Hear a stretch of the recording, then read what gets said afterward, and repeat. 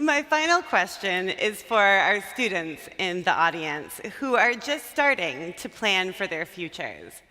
What advice do you have for young leaders as they navigate life during and after college and prepare to make their own giant leap forward, if you will? Well, I'll have to say that Barbara Bush's advice is pretty good, and that's just enjoy life. Think of the ways you can be helpful. Barbara and Jenna both mentioned that, and how you can help other people. I think that's what really makes a successful life.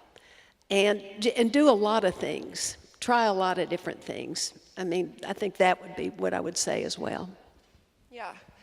To piggyback off of that,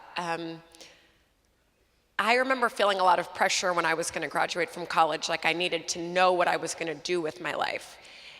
And then it turns out you don't.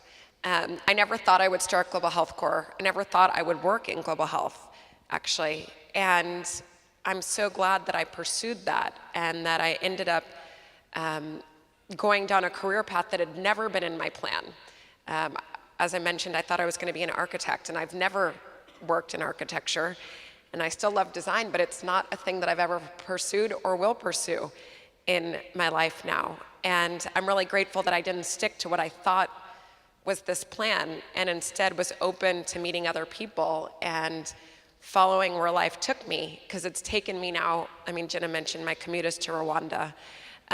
It's taken me all over the world, and my partners are people that I never would have sat next to on the subway in New York, because they live in Rwanda and they've grown up there, and they're some of my very best friends. And I never would have crossed paths with them if I had stuck with what I thought my college plan was, and my life is so much bigger and better and more interesting because of that.